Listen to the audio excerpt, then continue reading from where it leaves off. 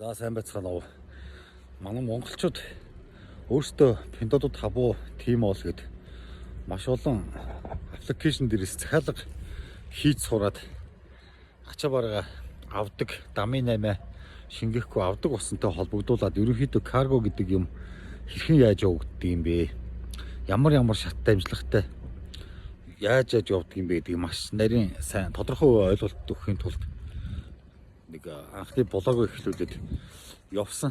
Тэгсэн яасан гэсэн туршлагагүйтай шууд нөгөө каргоныхаа ажлаас эхлээд явчихж тэгээд Монголд ирсэн гандан дээр ямар ч гэсэн ирсэн ном цэцлээ хийх гээд ирсэн. Тэгээд анхны нөгөө оршил хэсгээ хэлхээ марцсан учраас одоо ингэ хэлж байгаа юм аа. Тэгээд та бүхэн одоо Pinduoduo гээд аппликейшнтэй дансаа холбосноор данснасаа 400 мянгаыг 500 мянгаыг алдлаа гэд маш олон хүний пост үтсэн, сонссон. Тэр дунд одоо нөгөө Амир Фортасны бүжигчин Баачка бас нэг 500 мянган төгрөг жилөө ингээд алдчихлаа гэж хэлсэн. Миний хувьд бол хятад данстай байдаг учраас миний данснаас нэг ёон битгийл нэг мооч гарч байгаагүй. Тэгэхээр энэ дээр бас Монголын банкнууд маш хариуцлагагүй. Бидэрт хамаагүй та нарын өөрсдийн холбосон асуудлаас болоод гээд Монголын банкнууд бол маш хариуцлагагүй ажиллаж байна. За тэгээд ирээний бүр гардаг баруун урд үзүр дээр гэсэн үг шүү дээ. Ийм захилгаан юм унаад явж байхад амар байдаг. Энэ Лижоны хашаа гэдэг. За энэ урагшаа Фуфан анин карго гэдэг энэ урт талд байгаа. Ер нь их каргонууд ирээн дээр энд буудгийг. Одоо тэр машинаас бууж байна. Би бас орж байгаад үзүүлээ. Энэ чэнэс одоо чанх хоошоо 7-8 км юм уу да. Яваад тэгжиж одоо Монгол руу ачилт хийдэг. Хоёрын хашаа гэдэг. Галын хашаа руу. Ачаанууд чи эхлээд энэ дээр ирдэг байхгүй юу? Тэгээд энэ чэнэс хуваарлагдана. Хуваарлагдаад жижиг хоёрын газар очино. За ингээд нөхөр бөмбөлөд тавьчлаа. Энэ одоо ягаад эндээс ирж авч байгаа юм бэ гэхээр энэ одоо үндсэндээ юу гэдэг юм? Урдаасаа одоо хятад дотроо төлбөртэй ачаан заавалчгүй энэ гэж одоо төлбөр тооцоог нь өгнө. Эсвэл мөнгө нэмж хойш нь одоо энэ портер төгөлсөн чи ингэж ачдаг ийм очтой байдаг болохоор тэрнээс биш одоо манай объектын дэс ч юм уу энэ ачаанууд нь хөгжиж ирэх ёстой л да. Хэрэв одоо нөгөө Pinduoduo табоо мабот төлбөр авчдаг. Энэ болохоор нөгөө одоо өөр дэлгүүр үйлдвэр ч юм уу тиймэрхүү ачаанууд нэг ийм очтой байдгийг. За тэгээд одоо хоошо галын хашааны хажууд Хүйтүн гэдэг бас нэг газар бий. За тийшээ явцгаая.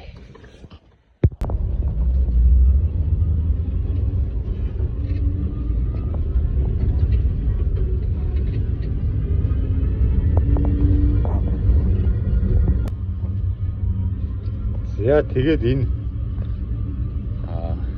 3 игнэтэй зам эсрэг урсгалтай 6 игнэ гэсэн үг. Тэгээд энэ хажуугаар юм 3 дугуйтай мотоциклууд болон дугуйтай захилгаан дугуйтай иргэдэд зориулсан юм тусдаа зам байдгийг. Одоо ийшээгээ болохоор гээд шинэ ирээн гээд явчихсан. Энэ тал руугаа болохоор хуучин ирээн гээд. За тэгээд Хүйтүн гэдэг газар ирсэн. Одоо тэр том улаан шалааны цаатлаас бас нэг хэсэг ачааг очиж авна. Тэгээд ингээд хаягн дээр ингээд ачаануудыг ер нь бол энэ овртой ачаануудыг ингээд авчираад тавьчихсан байдаг. Тэгээд зарим нэг юмыг бол тэгээд зайлшгүй өөрөө очиж авна. Өөрсдөө очиж авдаг тэгээд. За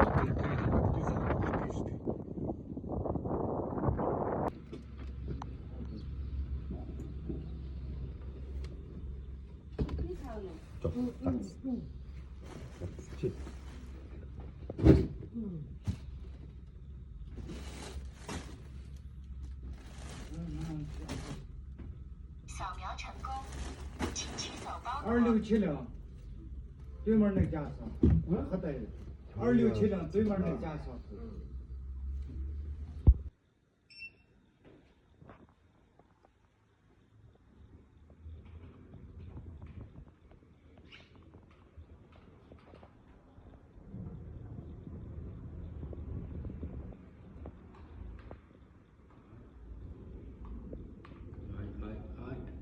За энэ ачаанууд хүмүүсийн үд хөрөнгө явж идэх учраас бүртгэлийг заавал хийхгүй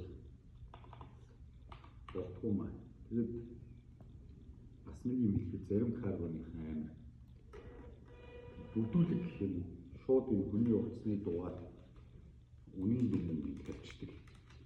Тийш тавьж болохгүй шүү дээ. Нөө гоо үний нууц гэж юм байна. Тэгэхээр компьютертэй гарч байгаа бүртгэлийг харуулж болохгүй.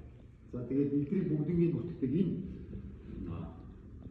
жижиг одоо энийг төвөр ачаад байна. Хүмүүсийн хэрэглээндээ бодлож авдаг юмнууд чинь та бүхэн харсан шүү дээ. Очоод цуглуулна, ачин, тоолно, одоо бүрэн бүтэн байдлын шалган бүртгэн гэдэг амар үүрэгтэй ажиллагаа хийдэг. Энэ том ачаанууд бол яг шууд ажлын байранд их өргөдөд ирж байгаа учраас куб метрийн гараад явуулахад айгүй амар үүрэг. Ер нь төвөр ачааны нэлээд жоох өндөр байдаг гэж зарим хүмүүс яриад байдаг. Энэ маань өөрөө маш их ажиллагаа хийдэг л дээ. Тэгээд боон баглан бүртгэн хамгийн гол нь бүртгээд байгаа шалтгаан нь хүний ачаа ирсэн үү, ирээгүй юу? Тэгээд өрийн дээр ирсэн үү, яг захиалсан уу, Улаанбаатар руу ачигдсан уу, ачигдаагүй юу гэдэг айгүй олон асуудалтай байдаг юм байна. Тэгээд тийм байдаг учраас дээрээс нь хотод одоо энэ чинь хүлээлгэж өгч байгаа хүмүүс байгаа. Объект түрээс ирсэн. Тэгэхээр ийм ачаа бол яалтчгүй тэгэл одоо ер нь 1000-аас 1500 2500 гэл уур хэмжээнээсээ хүндээсээ шалтгаалаад ингэж явдаг. Би бас энэ анх блог хийж байгаа дээрээ бас хүмүүс карбоны ажлыг яаж явуулдаг, яаж хийдэг тэр талаар ингэж танилцуулах санаатай. Шинэ он гарсныг тэгээд удаан бодсон блог хий гэж бодоод энэ яг би блогоор хийж байгаа ажлаа хүмүүстээс нэг үзүүлээд таниулъя. Ер нь нэг ойлголт өгчий гэсэн бодолтой хийж байгаа. Дараагийн блог маань бол тэгээд гоё фэшн барихад одоо юу хэрэгтэй шаардлагатай байдгийг анхнаас нь яаж барих ёстой байдгийг. Тэгээ одоо би цагаан сараар гэртээ очино. 2 давхар 2 ширхэг байшин барьсан байгаа. Тэн дээр орц материал нь фундамент яаж хийх ёстой. Тэрүүгээрээ нэг гоё блог хийгээд бас нэг байшин сав барих гэж байгаа. Амны орон сууцтай болох ч байгаа хүмүүстэй зориулаад гоё блогийг хийн. За тэгээд 3 сарын 7-нд хувьсэл продакшны маань цусарч байна. Амиж. Тэр амиж шинэ уран бүтээл нээлттэй хийж байгаа. Миний видео кинонд оролцсон байгаа. Тэгээд нээлттэй урилга маань дөрвүүлж байгаа ирэх баг. Тэр түүн дээр очихлаараа бас нэг гоё кино уран бүтээл хэрхэн яаж бүтэх талаар бид нар чинь бас утсан дээр бичлэг хийгээд авцсан байдаг. Тэрнийхээ талаар гоё блог хийгээд ерөөсөө нэг ганцхан карго эсвэл машин байшин гэдэг ахгүй юу мэдж чинь юу чадчих чинь тэр болгоноор гоё ирэн дээр ирээд одоо аль дэлгүүрээр яваад аль барилгын материалаар явах яах юм гэд одоо нэгэн тэнцээний амьдч байгаа юм чинь гоё болоогууд тэгээд гоё хийнэ. Ер нь бол каргоны ажил юм. За тэгээд өнөөдөр орой болсон энэ бүх ачаануудаа баглан маргааш өдрийг бүгднийг бүртгэжүүлэн тэгээд та бүхэнтэй хоёугийн хашаан дотор хэрхэн юу болдог вэ? Хичнээн каргоны том агуулгууд байдаг вэ? Том машинууд хэрхэн яаж ачаагач чинь тэр талаар гоё үргэлжлүүлээд үзүүлнэ. За тэгээд өнөөдөр шламны хугацаа дуусч байгаа. Зам өдрөг авахгүй бол ядаж чи хууль чангатай болохоор нэг хоног хэтэрх юм бол 500 оноор торгоно гэж чанга шүү дээ.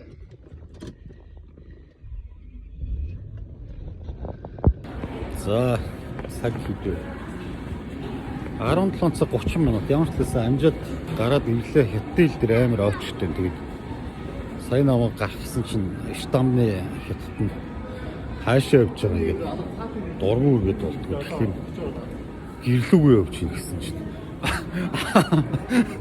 миний штамп чинь тэгээ савдаа нөгөө өндөр ахыг гарын үсгээ зураагүйгээд үлдээчлээ. став, став, став.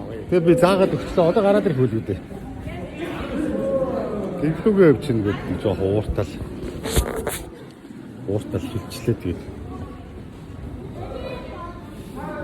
Миний штамч тэгээд дандаа сардаа нэг удаа л гардаг болохоор хууль бусаар наваг ажил хийгээд идэх гэж л бодоод идэг юм шиг байгаа юм. Хуваарь ажил хийхэд хамаагүй л дээ. Гэхдээ ер нь удахгүй яг виз аваад жолооны курсны суугаад үнэлгээ авчвал ер нь бол асуудалгүй болно тэгт. Харахгүй болж ийм олон машин дотор амар очтой. За тэгээд одоо хайрч сайхан хоол идэхгүй бол өглөөнөөс хойш хоосон явчлаа шүү.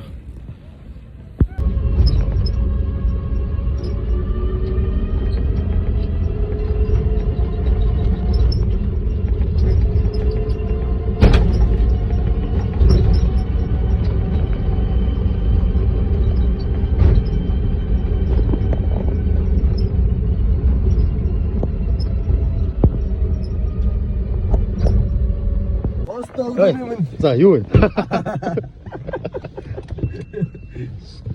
Соноогоор юу вэ? Одоо н ажилдаа анхтай. За хоёлоо өнөөдөр сайхан хоогуур галаксиар явна да. Микрофоно яасан бэ? Микрофоны ард гонгор рэпер төрөйгээр. Ой сэтгүүлч бай.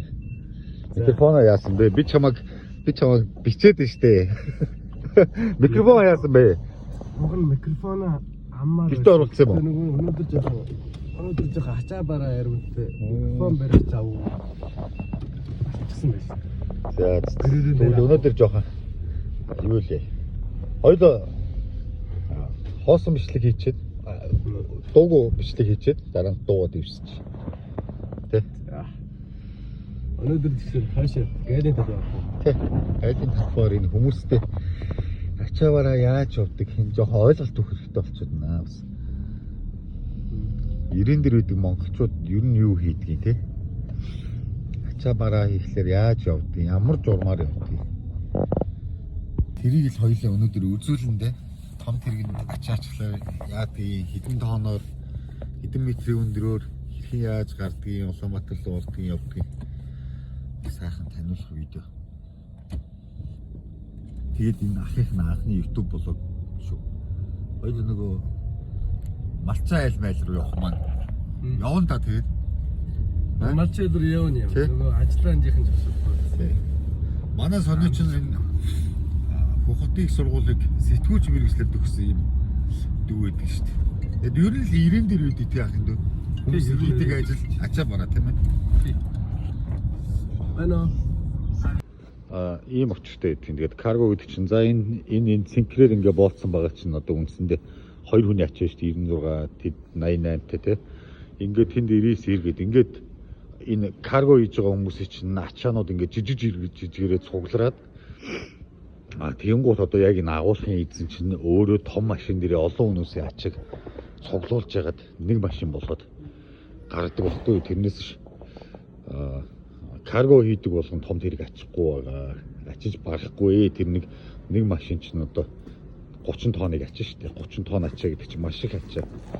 Тэгээд ингээд жижиг карго хийж байгаа хүмүүс маань жижигэр нь ачаануудаа аваад явуулж нэг юм хийдэг те. Яа гайл яшин дээр ирснэх саяны сониогод манай дүүгийн каргон дээр Орос руу гарч байгаа. Эмнэлгийн орнууд ирсэн байна тэгээд яг ингээд бүтэн тэрэг ачаа бол ингээд ороод ирж эн чинь бүтнээрээ ачигтан. За энэ бол хүнсний машин дээр амбартай машин дээр ачигтана. Жижиг каргоныхны юг бол би түрүүн үзүүлсэн шүү дээ. Тустай газар олон жижиг ачаанууд нийлж чад нэг машин гардаг. Одоо энэ нэг машин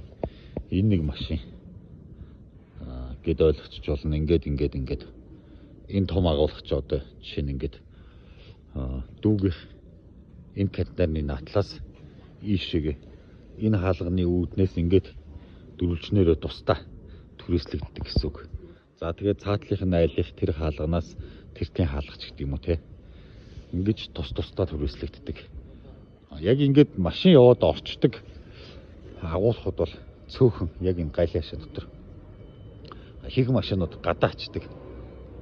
Дүүгийнх болохоор ингээд өндөр хаалгатай учраас машин орж ирээд ингээд очиж буулгалтай хийхэд их амар. Гэт ер нь бол тэгэд нэг каргоны ажил нэг ийм журмаар л явж байгаа юм.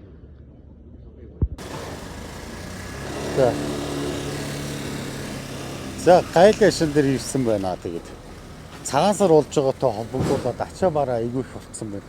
Энд манай машин ачиж байна. Одоо энэ одоо хамгийн урт, хамгийн өргөн твш. Энэ чинь одоо газраас дээшээгээ 4 метрт байх хэвээр.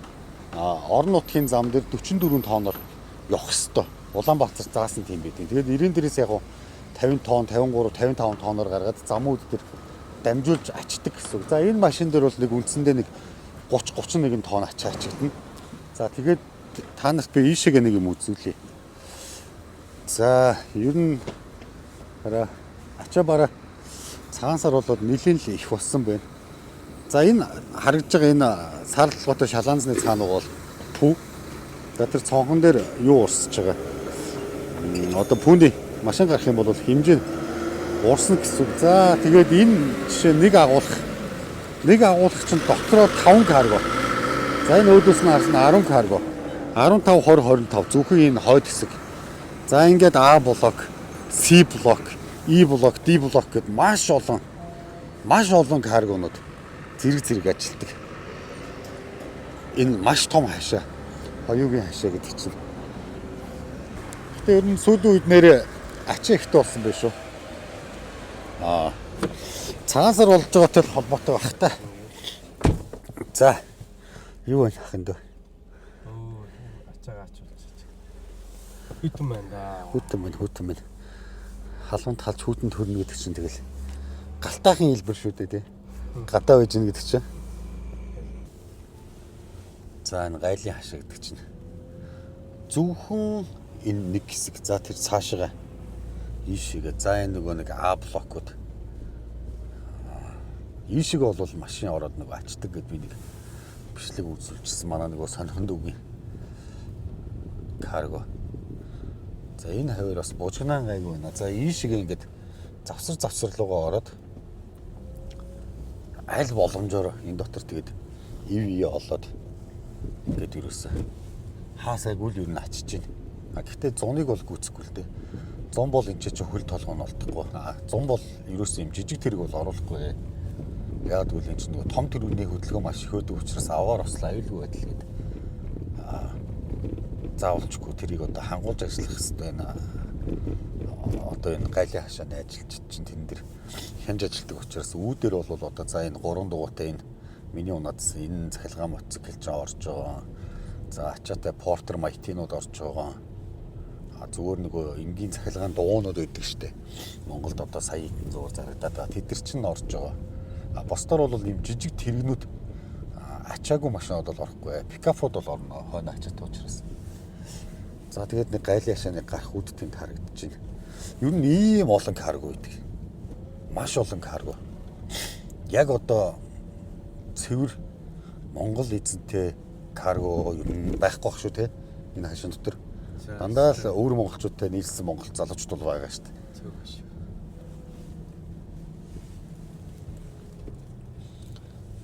За энэ үүдээр зөвхөн машинууд гарнаа. Орох хаалганд тусдаа.